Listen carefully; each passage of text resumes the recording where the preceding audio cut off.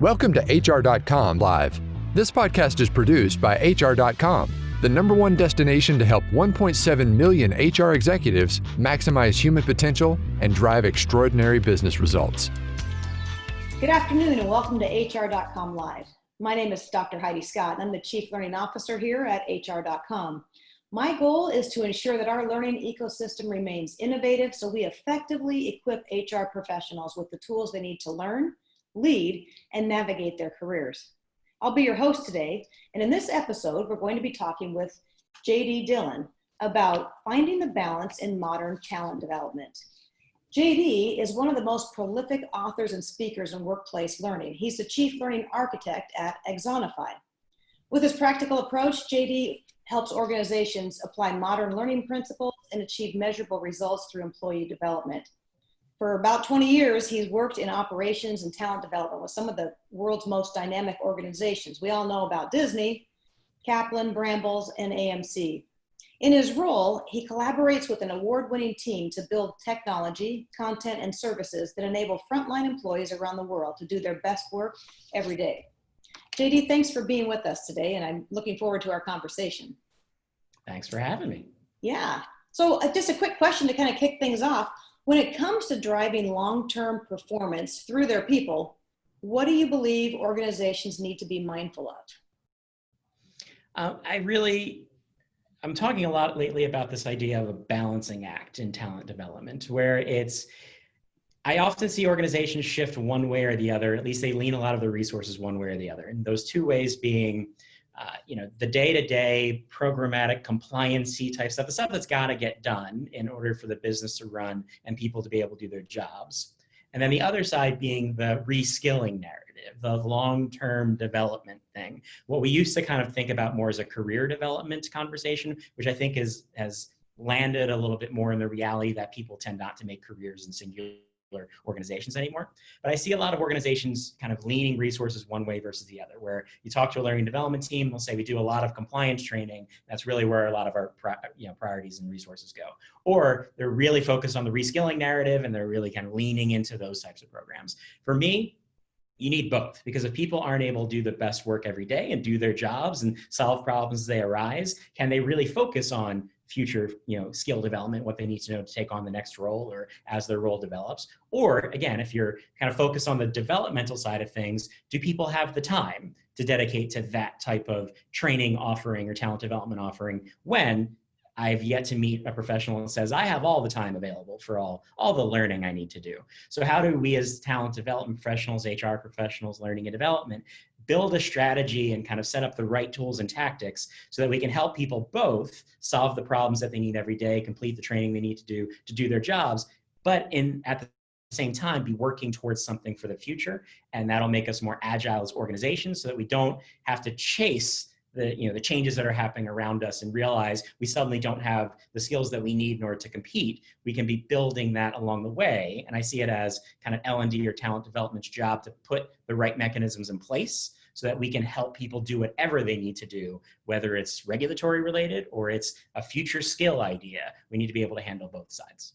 Yeah, you bring up an interesting concept about most people today don't start a career and that's where they're going to retire from. Mm-hmm. That's typically not the way things go. I think that mindset, and you kind of wove between this, is the mindset of really knowing our employees, knowing our people, helping our leaders really tap into understanding who are you and where do you want to go? Where do you want to get to?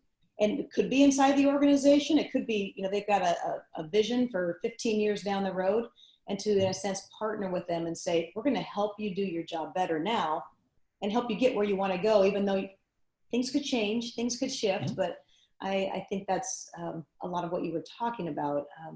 The other piece that I'm wondering about when you think about developing the right habits, helping our employees, we hear a lot about making sure people are learning the right things, making sure people are developing the right habits. What do you think we need to be focused on when it comes to those things? I think for me, that connects to the idea of the continuous nature of learning, right? So learning is not a program Learning is not something that has a firm start and end date, but we tend to treat it as such when we develop solutions inside of an organization, because that's much easier to wrap your arms around. It's easier to schedule people to do things, and there's set dedicated time. And that's familiar to a lot of the people we work with, whether it's employees on the front line or it's stakeholders on an executive team.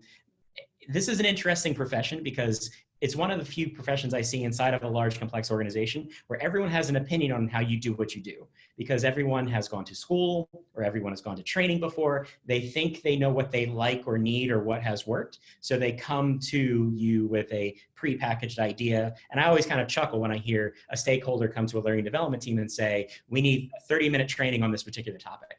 How do they possibly know that that's the thing to do? And that 30 minutes is gonna solve that problem. But that's just not how people learn and develop. And you don't necessarily have to be steeped in the science of memory to really think about the common sense side of how do you get better at what you do. It's probably not by sitting in a room for 2 hours or doing a week-long program. It's an iterative process over time.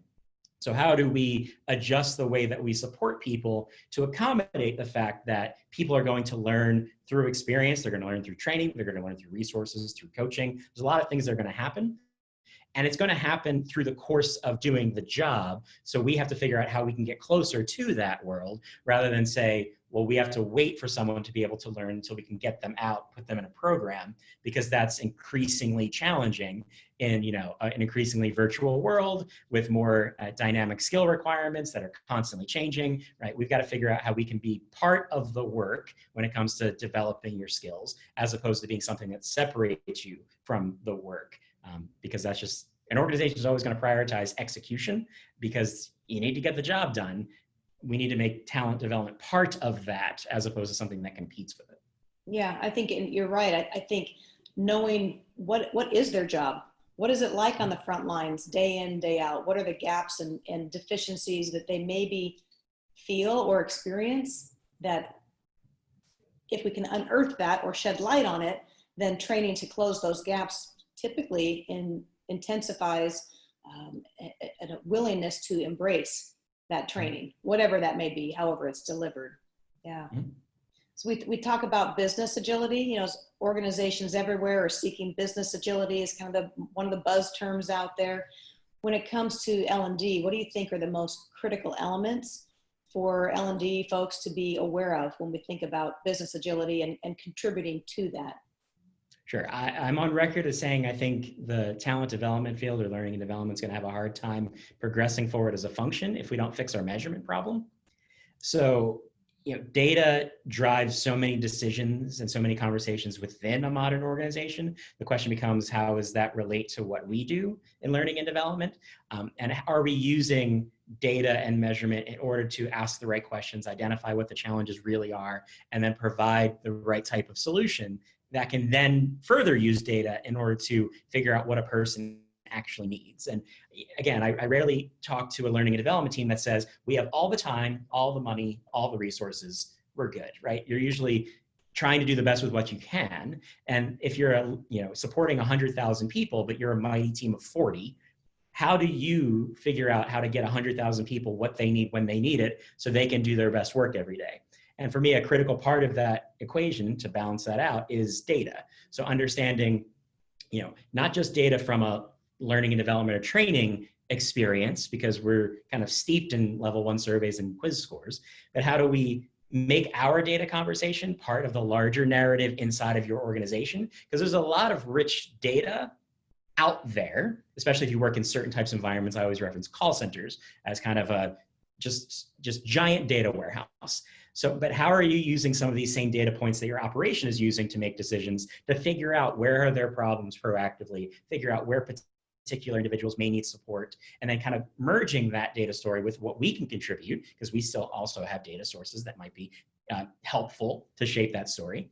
And then use that data to do, like I said, everything from understand where there's a problem, measure the impact of the things that we do. Are we actually moving a needle when it comes to what people are doing on the job and what results they're seeing? And then all the way down the line too, if you want to talk about things like adaptive learning and personalization, all of the, and AI, machine learning, all of that is fed by kind of a rich data architecture that I think a lot of teams are lacking. So I think if we're going to go after anything first, It should be looking at how we use data and how we measure our work, because a lot of more forward-thinking ideas or more advanced technology ideas need to sit on a stronger foundation of data than I think a lot of teams have today in this field. Yeah, so there's no shortage of data, clearly. I mean, most organizations are boasting about how much data they have. Mm-hmm. Can you provide some real tangible, simple examples of how would, just pick a project, pick a sample project in your mind, mm-hmm. and can you walk us through, give us like 5 examples, 3 or 4 or 5, just throwing mm-hmm. it out there, examples of what would be some data points that could be measured to prove the efficacy of training? Sure. So let's just do training, safety, because it's a topic that I think hits everybody, sure. regardless of what workplace you're in. So safety, I think, is an interesting topic because one, usually the request at training, and this is in my experience as well, is kind of like, we need to improve safety.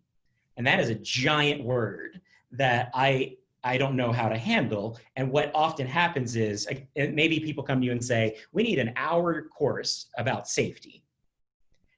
Like, again, I don't exactly know why that's the idea, but then we try to handle like all of the subject matter expert feedback.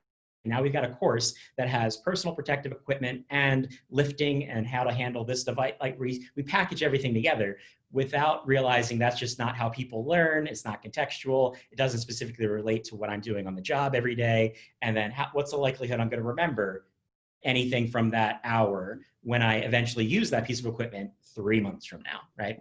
So how do we start the conversation around data by challenging the people who we're working with that have requests or have problems they're trying to solve, to say, how do you know this is a problem, right? How are you measuring this at all? And safety is a good one for that, because most businesses, especially with evolved safety programs, are measuring incidents, lost time, near misses. There's a lot of data inside the safety environment that a safety team, risk team has. So are we asking questions about how they're using that type of data? And then working our way back to say, okay, so that's the kind of outcome data set that we may be looking at. Okay, which problem are we going to try to solve? So maybe we're going to try to solve a back injury issue because it's the major driver of lost time right now. We want to go after that problem first. Great, so we've already kind of narrowed it down. We know what output data we're going after. The next step back for me is, okay, so how do we solve for this problem behaviorally? So what are people expected to do, and why are they hurting themselves when it comes to back injuries on the job? What do we have? And in a lot of cases, there are a lot of safety auditors in the world, and I actually did this in a previous role in an operations capacity, where I would walk around and watch people do their jobs and mark things on a piece of paper, and then hand that piece of paper in. And I have no idea where that paper eventually went. It was probably tracking things like near misses. But do we have any type of data on the job that shows me behaviorally what people are doing well and what people are not doing well? And in a lot of cases, that may already be there, not something we have to create as L&D, or we might have to, help create a mechanism to capture that. But then if I get now data points around what people are actually doing in real life, I can now move backwards another step and say, okay, what's the knowledge requirement here? Now we're starting into the learning data side of the conversation. So what knowledge improvements can I drive that are going to help people towards the behavioral change that's going to get me to that outcome, and then keep kind of moving backwards. So it's an example where, for me, it's putting together kind of the right data profile on an individual to figure out, are they experiencing the challenge? So the behavioral and outcome data will help us understand, who's actually experiencing the challenge. And then why are they experiencing the challenge? And if we have knowledge data that helps us indicate what they know or don't know, we can then ask the right questions, because if people know what they're supposed to do to keep themselves safe on the job, but they're not doing it, I can then say, well, it's not a training problem anymore. It's actually a coaching problem, or it's a motivation or process problem, or an equipment problem happening. So I see the data conversation really starts with breaking these things down specifically. And then along the way, we're figuring out how are we going to measure change over time. And then if we do figure out, okay, there's a training solution in play, we're going to put some type of reinforcement program in place. Then we can measure backwards and say, is knowledge improving? Are behaviors changing? Are the results that we're seeing on the job, the output changing?